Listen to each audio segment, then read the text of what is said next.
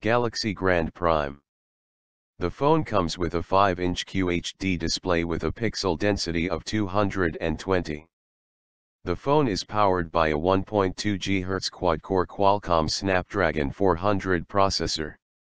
The phone runs Android KitKat 4.4.4 with custom UI from Samsung. It also has dual SIM support and a 8-megapixel rear camera. The biggest feature of the device is that it has a 5-megapixel front-facing camera with 85-degree wide-angle lens for selfies. Today, we see lots of OEMs are into selfie smartphones, and Samsung has also entered this race. The phone also comes with 1GB RAM and 8GB internal storage, which is expandable to 64GB via micro SD card. Design-wise, there isn't anything exciting about the Samsung Galaxy Grand Prime and looks more or less like Grand 2 or Grand Neo or even the newer budget phones like Core 2 Duos. Having said that, the design is pretty decent for a mid-range phone, and the phone sits perfectly in hand as it is slimmer to hold than the Moto G. The front panel has the 5-inch display, and below the display is the buttons for back home and multitasking. For cost-cutting, Samsung hasn't provided backlit buttons. Above the display is the usual set of sensors and also has the 5MP wide-angle camera. On the right side, you have the power key while the volume keys are on the left side. The 3.5mm audio jack and the micro USB charging slot are on the top and bottom respectively. The rear panel has the 8MP camera with flash and speakers. Around the bezel, you can see a chrome finish which does give a premium look to the device. The build quality of the device is pretty good. The device comes with 5-inch TFT display which has a resolution of 540 x 960 pixels, QHD, and is considerably lower than the competition which comes with HD, 720p, display. But having said that, the display on the device is pretty good and is crisp and vibrant. The touch response on the display is really amazing and even better than Moto G, 2014.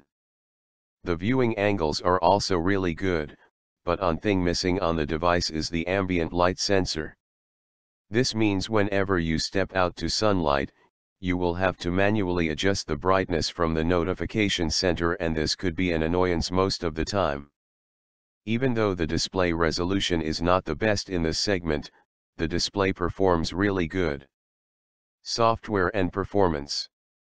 Samsung Galaxy Grand Prime runs on Android 4.4.4 KitKat with Samsung's TouchWiz UI on top of it.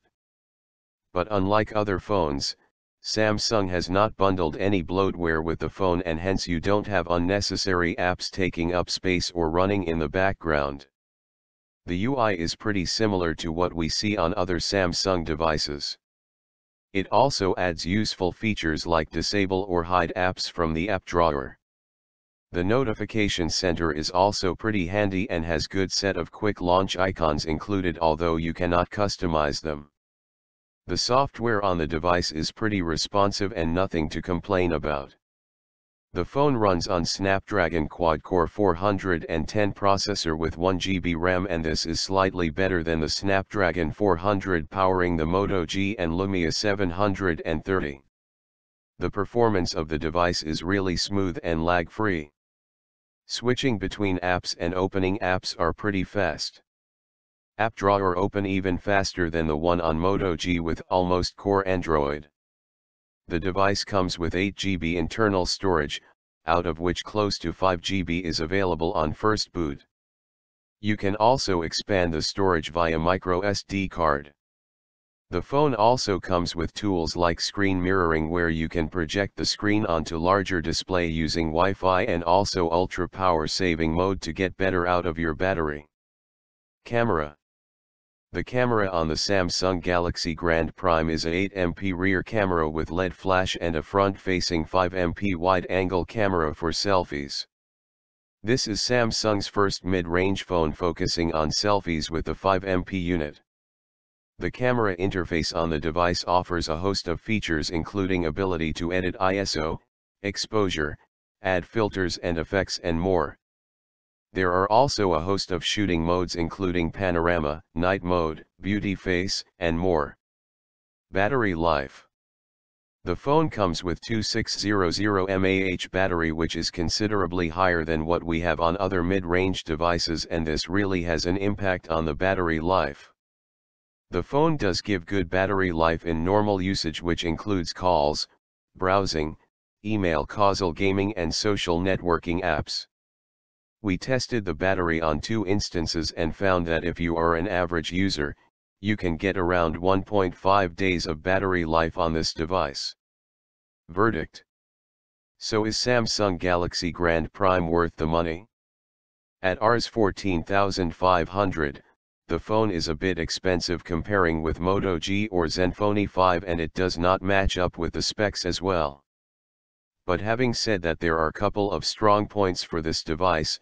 First is the amazing performance, second decent display even though lower resolution, and finally great battery.